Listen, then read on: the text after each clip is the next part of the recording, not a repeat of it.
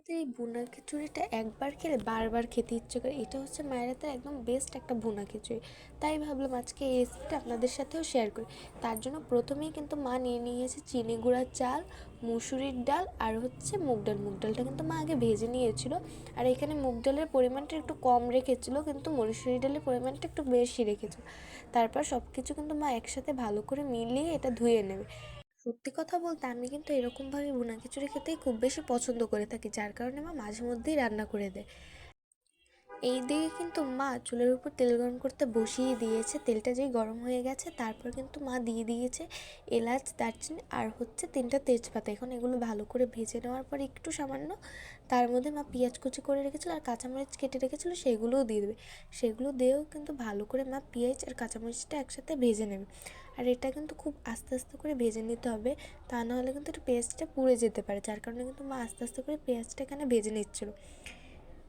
এইখানে কিন্তু মার পেঁয়াজটা একটু ভাজা হয়ে গেছে, তারপর দিয়ে দিয়েছে এখানে রসুন বাটা। রসুন বাটাটা দিয়েও কিন্তু একটু নাড়াচাড়া করে এখন এক এক করে মশলা প্রথমেই দিয়ে দিয়েছে কাঁচামরিচ আর শুকনো মরিচ বাটা, জিরা বাটা, ধনিয়া বাটা আর সাথে দিয়ে দিয়েছিল হচ্ছে আদা বাটা। এখন কিন্তু মা সব মশলাটা দিয়ে আবার একটু ভালো করে কষিয়ে নেবে, কারণ যে কোনো রান্নায় মশলাটা কষানোই হচ্ছে ওই রান্নাটার মেইন পার্ট, যার কারণে এখানে মা সব কিছু একসাথে ভালো করে কষিয়ে নিচ্ছে। এখন এটা একটু সামান্যভাবে নাড়াচাড়া করার পর মা তার ভিতর দিয়ে দিয়েছিল হচ্ছে হলুদের গুঁড়া, কারণ হলুদের গুঁড়াটা আপনারা চাইলে আগেও দিতে পারেন মশলার সাথে, কিন্তু মা এখানে মশলা কষানোর সময় কিন্তু হলুদের গুঁড়োটা দিয়ে দিয়েছিল। হলুদের গুঁড়োটা দিয়ে কিন্তু এখন ভালো করে কষিয়ে নেবে। আর এটা কিন্তু খুব ভালো করে না কষলে একদম খেতে ভালো লাগবে না। আমাদের বাড়িতে সচরাচর ভুনা খিচুড়িটা হয় না, যার কারণে মা যখনই রান্না করে আমরা সবাই কিন্তু খুব আনন্দ সহকারে এটা খেয়ে থাকি। যাই হোক, এখানে কিন্তু মার মশলাটা কষানো হয়ে গেছে, পর মা যে ডাল আর চালটা একসাথে ধুয়ে রেখেছিলো সেগুলো কিন্তু আস্তে আস্তে করে দিয়ে দিচ্ছে। এগুলো দেওয়ার পর কিন্তু সব কিছু একসাথে ভালো করে মা নাড়াচাড়া করে নেবে, মশলাটা যাতে চালের সাথে খুব ভালো করে মিশে যায়। যার কারণে কিন্তু এখানে মা আস্তে আস্তে করে সব মশলাটা আর চালটা একসাথে ভালো করে মিশিয়ে নিয়েছে। এখন মা গ্যাসের উপর কিন্তু জল গরম করতে বসিয়ে দেবে। জলটা কিন্তু এখানে প্রায় গরম হয়ে আসছে, যার কারণে মা ঢাকনাটা খুলে দেখলো যে জলটা গরম হয়েছে কিনা। জলটা গরম হয়ে গেলে পর মা কিন্তু আস্তে আস্তে করে যে চাল আর ডালটা মশলার সাথে ভেজে রেখেছিল সেটা কিন্তু দিয়ে দেবে খুব আস্তে আস্তে করে। তো দেখতেই পাচ্ছেন এখানে কিন্তু মা জলটা হচ্ছে চালের সাথে মেপে দিয়েছিল।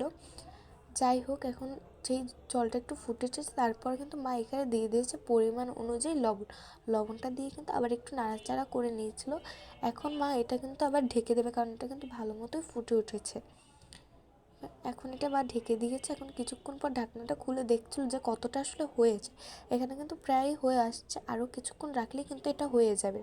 তার জন্য কিন্তু মা আবার এটা ঢেকে দেবে যাতে এটা ভালো করে ভালো মতো হয়ে যায়। আর সত্যি কথা বলতে এইভাবে কিন্তু ভুনা খিচুড়ি খেতে আমি খুব বেশি পছন্দ করে থাকি, যার কারণে আমি মাকে মাঝে মধ্যেই বায়না করি।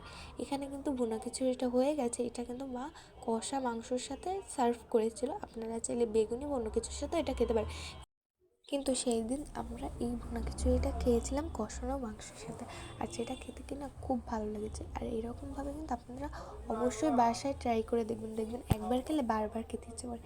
আর এই ভিডিওটা ভালো লাগলে অবশ্যই লাইক, কমেন্ট, শেয়ার করে যাবেন। আর আমাদের পেজটা কিন্তু ফলো করে দিতে ভুলবেন না।